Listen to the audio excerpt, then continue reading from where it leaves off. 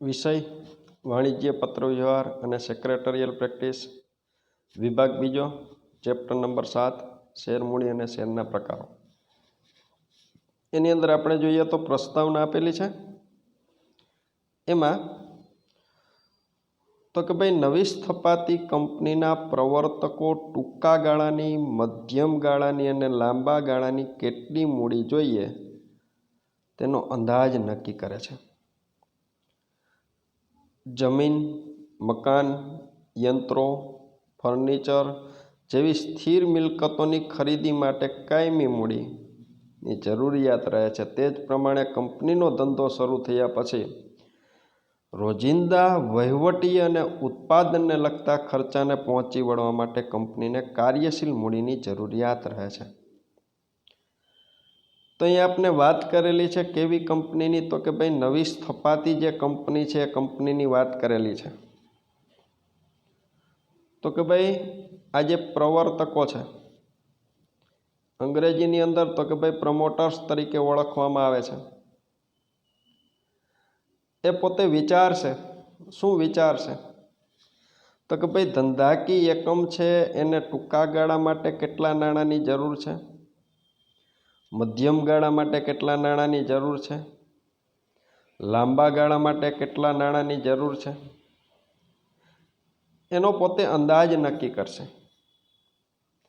સાથે સાથે તો કે ભાઈ જમીન છે, મકાન છે, યંત્ર છે, ફર્નિચર છે, એના માટે કેટલી નાણાકીય રકમ છે તેની જરૂરિયાત ઉપસ્થિત થશે. તો કે ભાઈ જમીન, મકાન, યંત્ર, ફર્નિચર એ ધંધાકીય એકમ માટે સ્થિર મિલકતો છે. એટલે કે સ્થિર મિલકતોની ખરીદી કરવી છે તો એના માટે કાયમી મૂડીની કેટલી જરૂરિયાત રહેશે. અને ત્યાર પછી તો કે ભાઈ ધંધો શરૂ થઈ ગયા બાદ ધંધાકીય એકમની અંદર જે રોજબરોજના વહીવટી કામગીરી થાય છે, ઉત્પાદનને લગતા જે ખર્ચાઓ થાય છે, એ ખર્ચને પહોંચી વળવા માટે કાર્યશીલ મૂડીની કેટલી જરૂરિયાત છે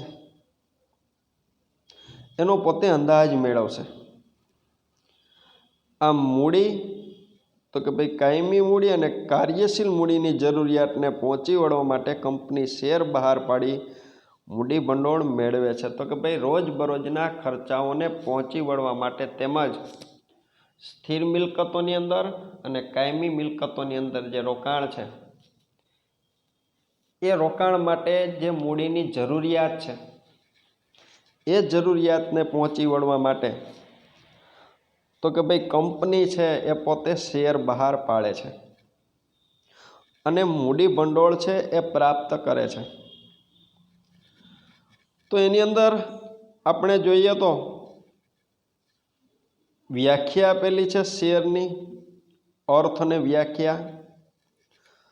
તો અર્થની અંદર કીધું છે સામાન્ય અર્થમાં કંપનીની માલિકીની મૂડીનું પ્રમાણ મોટું હોય છે જેને નાના નાના ભાગમાં વિભાજિત કરવામાં આવે છે. આ પ્રત્યક્ષ ભાગ એટલે શેર. તો કે ભાઈ સામાન્ય અર્થની અંદર શેર કોને કીધો છે? તો કે ભાઈ કંપનીની અંદર માલિકીની મૂડી છે તેનું પ્રમાણ છે એ કેવું કીધું છે? તો કે ભાઈ મોટું કીધું છે. તો કે ભાઈ આ જે મૂડી છે કોની મૂડી? તો કે ભાઈ કંપનીની માલિકીની મૂડી. એ માલિકીની મૂડીને નાના નાના ભાગની અંદર વિભાજિત કરવામાં આવે છે. આ જે પ્રત્યેક ભાગ છે એને કયા નામે ઓળખવામાં આવે છે? તો કે ભાઈ એને શેર તરીકે ઓળખવામાં આવે છે.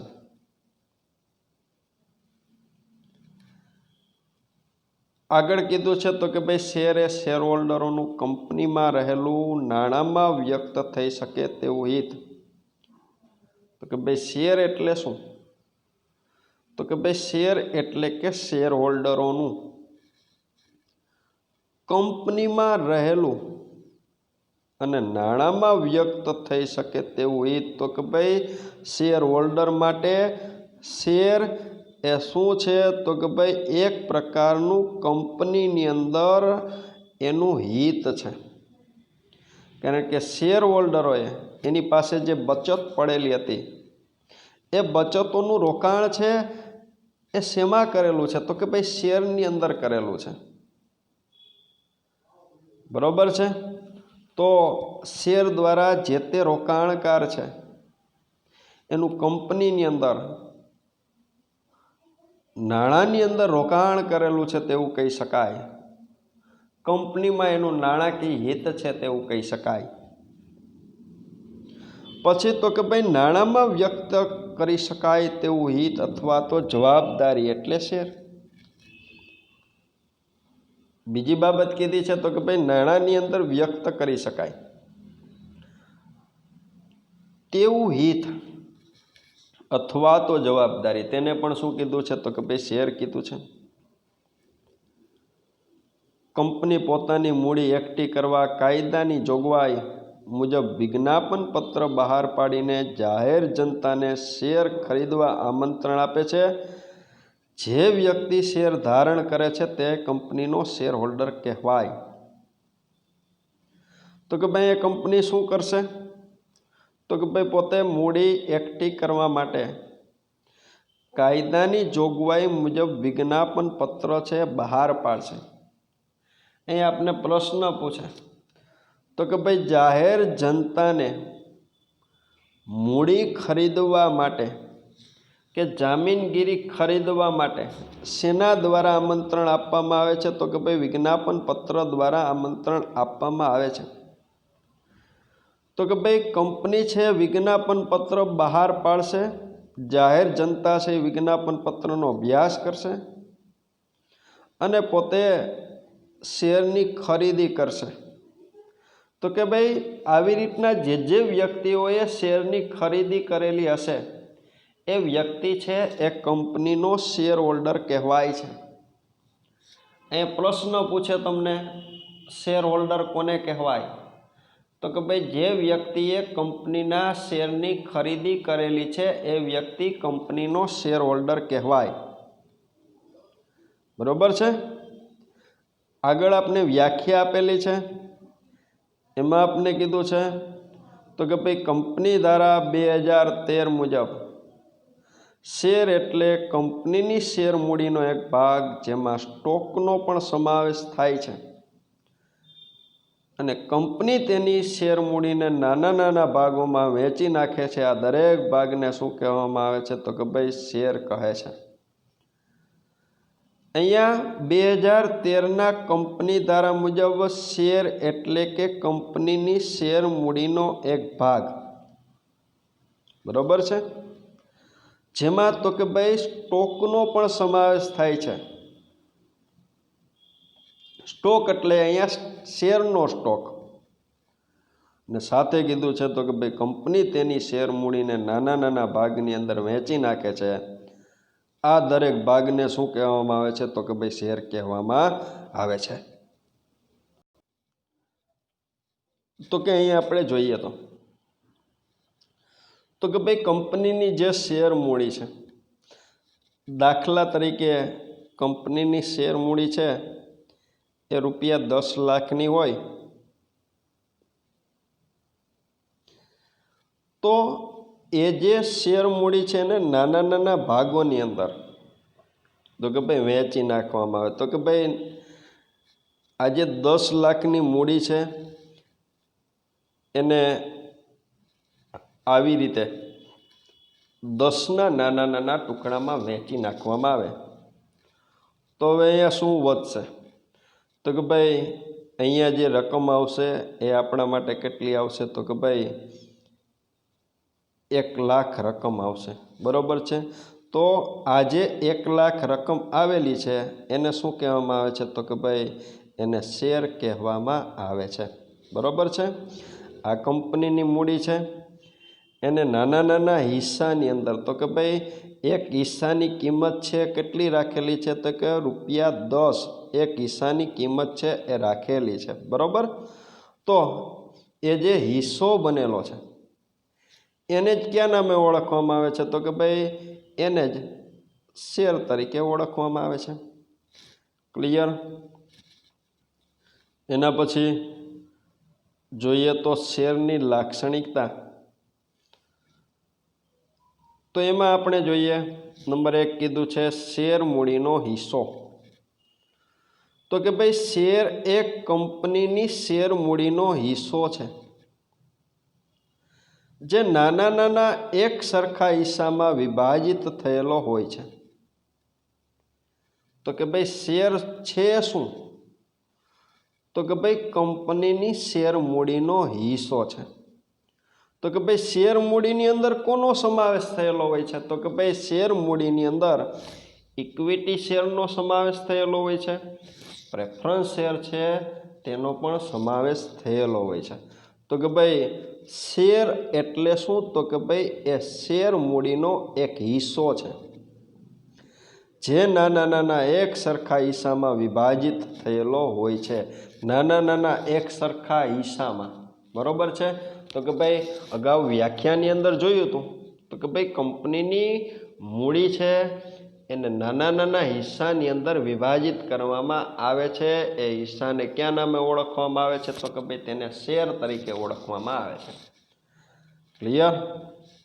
બીજો નંબર આપને કીધો છે, એમાં કીધું તો કે ભાઈ કંપનીમાં રહેલું હિત. તો કે શેર એ શેર હોલ્ડરનું કંપનીમાં નાણાકીય હિત વ્યક્ત કરે છે. તો કે ભાઈ જે વ્યક્તિએ શેરની ખરીદી કરેલી છે એ વ્યક્તિ છે એ શેર હોલ્ડર તરીકે ઓળખાય છે. તો કે ભાઈ એ વ્યક્તિ પાસે કંપનીના શેર છે. તો કે ભાઈ એ વ્યક્તિનું કંપનીની અંદર નાણાકીય ક્યાંક હિત છે. બરોબર છે? એ શેના દ્વારા વ્યક્ત થાય છે? તો કે ભાઈ શેર સર્ટિફિકેટ દ્વારા એ બાબત છે એ વ્યક્ત થાય છે.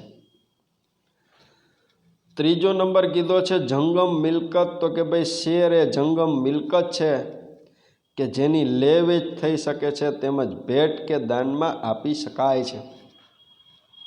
તો કે ભાઈ કંપની માટે શેર એ શું કીધું છે? તો કે ભાઈ જંગમ મિલકત છે. જંગમ એટલે શું? તો કે ભાઈ જેનું ખરીદ વેચાણ થઈ શકતું હોય,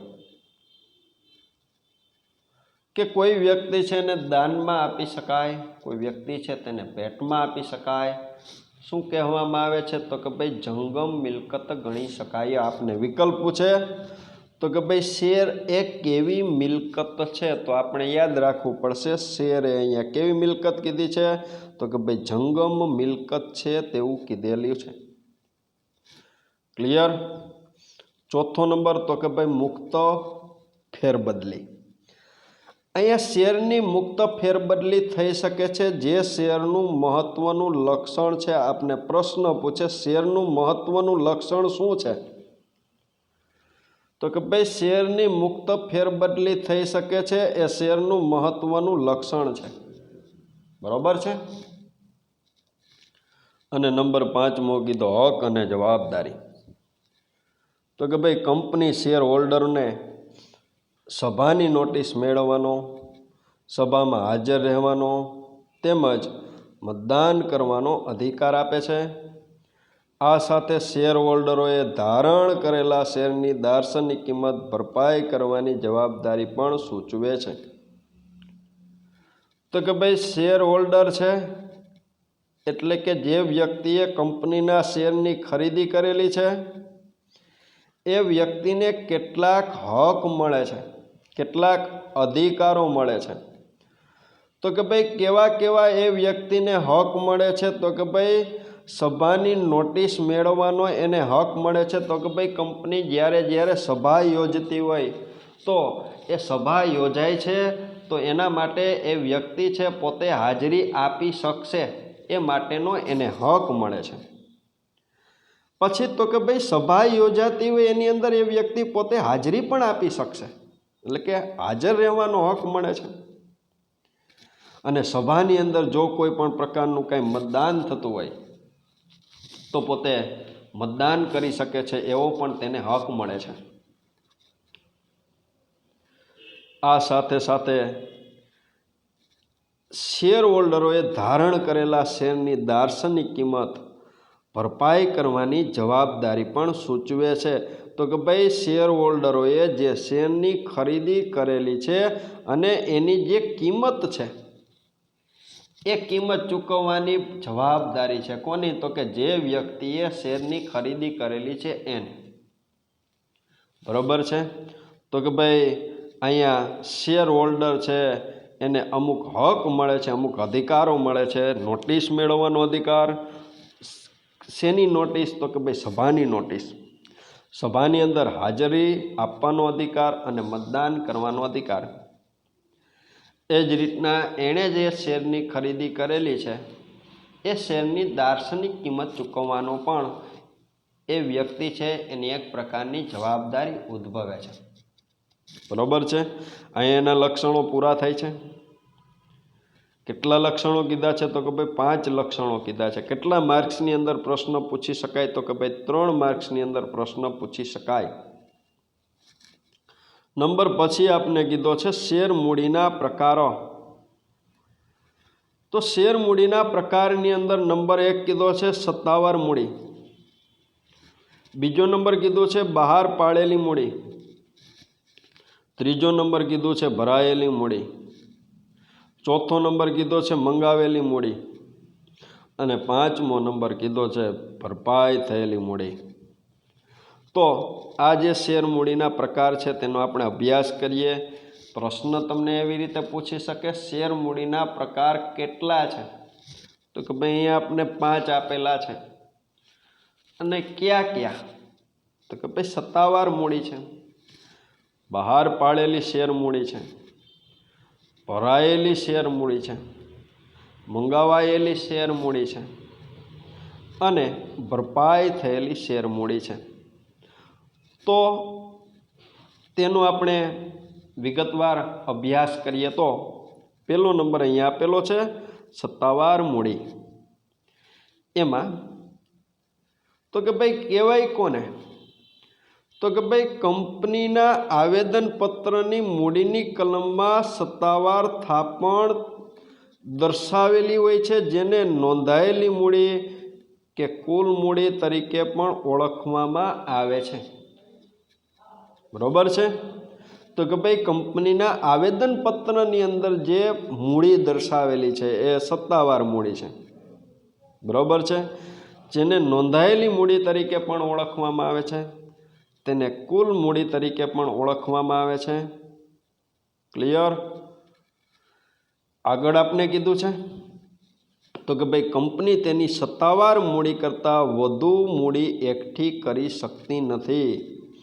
તો કે ભાઈ કંપનીના આવેદનપત્રની અંદર કંપનીએ જે સત્તાવાર થાપણ દર્શાવેલી છે, થાપણ એટલે કે મૂડી કહેવાય, એ જે થાપણ દર્શાવેલી છે એનાથી વધુ રકમના કંપની છે એ શેર બહાર પાડી શકતી નથી. એટલે કે ભાઈ વધુ મૂડી એકઠી કરી શકતી નથી.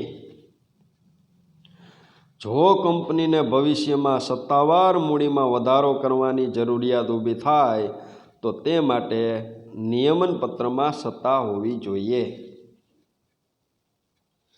તો કે ભાઈ કંપની છે એને એવું લાગતું હોય કે જે મૂડી છે જે આવેદનપત્રની અંદર દર્શાવેલી છે એની અંદર વધારો કરવો છે, તો જો નિયમન પત્રની અંદર આ માટેની સત્તા હોય તો સત્તાવાર મૂડીની અંદર વધારો થઈ શકે છે. અને શેર હોલ્ડરોની સભામાં ઠરાવ પસાર કરી અને સંમતિ મેળવવી પડે છે. શેના માટે? તો કે ભાઈ સત્તાવાર મૂડી છે એની અંદર વધારો કરવો હોય એટલા માટે. તો કે ભાઈ જરૂરિયાત શું છે? તો કે ભાઈ જરૂરિયાત છે તો કે ભાઈ સત્તાવાર મૂડીથી કંપની વધુ રકમના શેર બહાર પાડી શકતી નથી. બરોબર? તો વધુ રકમના શેર બહાર પાડવા છે તો અહીંયા કંપનીએ શું કરવું પડશે? તો કે ભાઈ સત્તાવાર મૂડી છે એની અંદર વધારો કરવો પડશે. ને એના માટે તો કે ભાઈ શેર ધારકોની સભા છે એમાં ઠરાવ પસાર કરવો પડશે. ક્લિયર? એના પછી તો કે ભાઈ બીજો નંબર આપને આપેલો છે એમાં તો કે ભાઈ બહાર પાડેલી શેર મૂડી.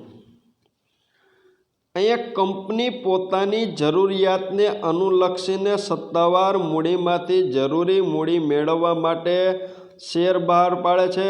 આ રીતે બહાર પાડેલી શેર મૂડીને બહાર પાડેલી શેર મૂડી કહે છે। તો કે ભાઈ કંપની છે એની પાસે 10 લાખ રૂપિયા છે, એની સત્તાવાર થાપણ છે। હવે કંપની શું કરે છે તો કે ભાઈ એની પાસે જે સત્તાવાર મૂડી છે, સત્તાવાર થાપણ છે, એમાંથી પોતે એવી ઈચ્છા રાખે છે કે ભાઈ આમાંથી રૂપિયા 3 લાખના છે ને શેર બહાર પાડવા છે। તો આજે 3 લાખના કંપની શેર બહાર પાડે છે એને ક્યાં નામે ઓળખવામાં આવે છે તો કે ભાઈ બહાર પાડેલી શેર મૂડી તરીકે ઓળખવામાં આવે છે। ક્લિયર? કંપની પાસે સત્તાવાર થાપણ કેટલી હતી તો કે ભાઈ 10 લાખ રૂપિયાની। એમાંથી કંપનીએ તો કે ભાઈ કેટલી શેર મૂડી બહાર પાડેલી છે, શેમાંથી તો કે ભાઈ સત્તાવાર થાપણમાંથી, તો કે ભાઈ 3 લાખ રૂપિયાની, તો એને બહાર પાડેલી મૂડી તરીકે ઓળખવામાં આવે છે। બરોબર છે। પછીનો નંબર અહીંયા આપણે ત્રીજો કીધો છે, એમાં કીધું છે તો કે ભાઈ ભરાયેલી શેર મૂડી। એમાં તો કે ભાઈ કંપનીએ બહાર પાડેલ શેરમાંથી જેટલા શેર માટે અરજી મળે તે રકમને ભરાયેલ શેર મૂડી કહે છે। એ બહાર પાડેલ શેર કરતાં વધુ શેર માટે અરજી મળે તો કંપની બહાર પાડેલ શેર જેટલી જ રકમ છે એ મંજૂર કરી શકે છે અને બાકીની રકમ અરજદારોને પરત કરે છે। આ રીતે મંજૂર થયેલી શેર મૂડીને ભરાયેલી શેર મૂડી કહે છે। અહીંયા પહેલો નંબર આપણે જોયું હતું તો કે ભાઈ સત્તાવાર મૂડી, બીજો નંબર આપણે કીધો છે તો કે ભાઈ બહાર પાડેલી મૂડી, ત્રીજો નંબર આપણે શું કીધું છે તો કે ભાઈ ભરાયેલી શેર મૂડી। કહેવાય કોને તો કે ભાઈ અહીંયા કંપનીએ જેટલા શેર બહાર પાડેલા છે, દાખલા તરીકે 3 લાખના શેર બહાર પાડ્યા હતા તો કંપની પાસે અહીંયા લગભગ તો કે ભાઈ 30,000 શેર હોય અને એની કિંમત છે એણે 10 રૂપિયા રાખેલી હોય, તો આમ 3 લાખની મૂડી છે બહાર પાડેલી કહેવાય। તો હવે આજે 3 લાખ શેર બહાર 30,000 શેર બહાર પાડેલા છે, એમાંથી જેટલા શેર ખરીદવા માટે કંપનીને અરજી મળશે, બરોબર છે, એને ભરાયેલી શેર મૂડી કહેવાય। અહીંયા કંપનીએ કેટલા શેર બહાર પાડેલા છે તો કે ભાઈ 30,000 શેર બહાર પાડેલા છે। હવે અહીંયા 35,000 શેર ખરીદવા માટે અરજી આવે તો કંપની છે એ 30,000 શેર છે એની જ ફાળવણી કરી શકશે। શા માટે તો કે ભાઈ એણે 30,000 શેરની જ ફાળવણી કરેલી છે, એટલા જ પોતે વેચવા માગે છે। એ વધારાની અરજી કેટલી થશે તો કે ભાઈ વધારાની અરજી છે ને 5,000ની થશે। તો વધારાની જે 5,000ની અરજી છે એ રકમ છે એ કંપનીએ પાછી કોને તો કે ભાઈ શેર હોલ્ડરોને, એટલે કે અરજદારોને પાછી મોકલી આપવી પડશે, કારણ કે કંપનીએ જેટલી રકમના શેર બહાર પાડેલા છે એનાથી વધુ રકમ છે એ કંપની સ્વીકારી શકતી નથી। બરોબર છે। તો કે ભાઈ આવી રીતના જે વ્યક્તિઓ છે એના શેર મંજૂર થાય છે એને જ ક્યાં નામે ઓળખવામાં આવે છે તો કે ભાઈ ભરાયેલ શેર મૂડી તરીકે ઓળખવામાં આવે છે। ચોથો નંબર કીધો છે મંગાવાયેલી શેર મૂડી। એમાં તો કે ભાઈ કંપની તેની જરૂરિયાત મુજબ શેર ઉપર હપ્તે રકમ મંગાવે છે। આ પ્રકારે શેર પર મંગાવેલી રકમને મંગાવાયેલી શેર મૂડી કહે છે। વર્તમાન સમયમાં કંપની સામાન્ય રીતે શેર અરજી સમયે શેર ઉપરની પૂરેપૂરી રકમ મંગાવે છે। વાત આવે છે કઈ તો કે ભાઈ મંગાવાયેલી શેર મૂડી કહેવાય છે કોને તો કે ભાઈ કંપનીએ જે શેર બહાર પાડેલા છે અને એ જે શેર બહાર પાડેલા છે ને કંપનીને એમાંથી જરૂરિયાત મુજબ કંપની અરજદાર પાસેથી, એટલે કે જે વ્યક્તિઓએ શેરની ખરીદી કરેલી છે એ વ્યક્તિઓ પાસેથી હપ્તા સ્વરૂપે રકમ મંગાવે છે. તો કે ભાઈ આ રીતે જે મંગાવેલી રકમ છે એને મંગાવાયેલી શેર મૂડી કહે છે.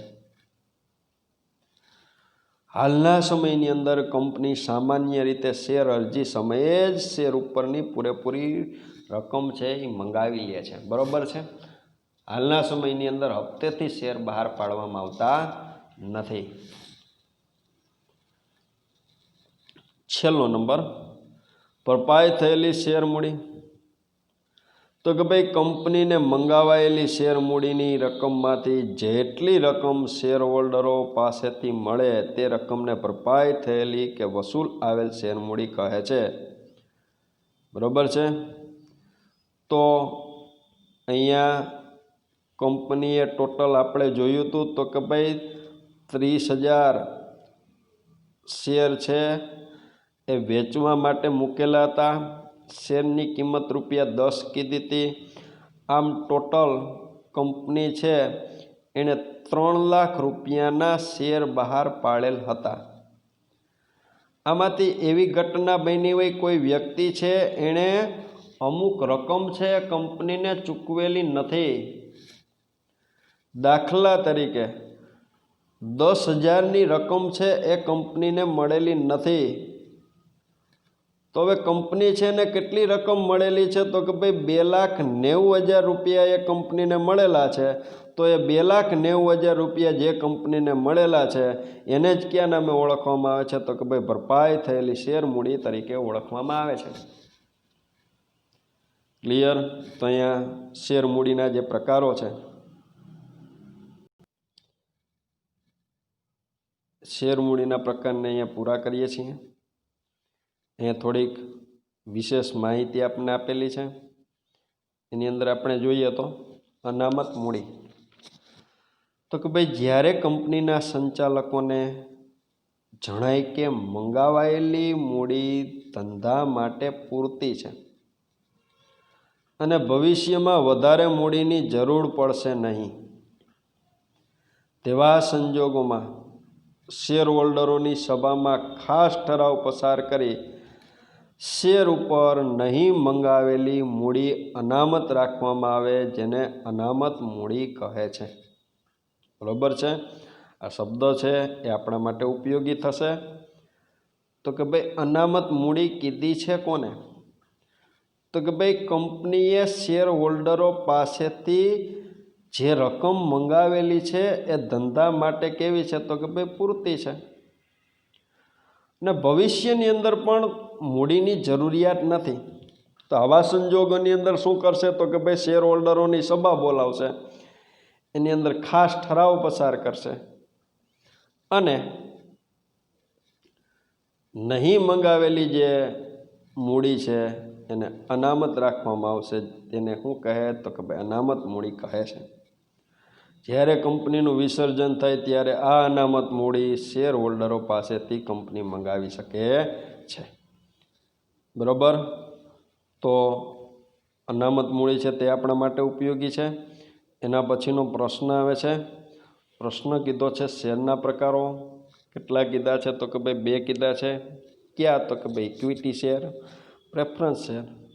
ઇક્વિટી શેરની અંદર સામાન્ય ઇક્વિટી શેર, અન્ય equity share, sweat equity share. Preference શેરની અંદર 20 વર્ષ પહેલાં પરત કરી શકાય તેવા પ્રેફરન્સ શેર અને 20 વર્ષ પછી પરત કરી શકાય તેવા પ્રેફરન્સ શેર. તો આજના લેક્ચરની અંદર આપણે શેર મૂડી છે તેના પ્રકારો, કેટલા પ્રકાર તો કે ભાઈ 5 પ્રકારો, એનો આપણે અભ્યાસ કરેલો. પછી તો કે ભાઈ શેરના લક્ષણો છે તેનો આપણે અભ્યાસ કરેલો અને એની પહેલાં શેરની વ્યાખ્યા અને શેરનો અર્થ છે તેનો અભ્યાસ કરેલો છે. બરાબર છે. તો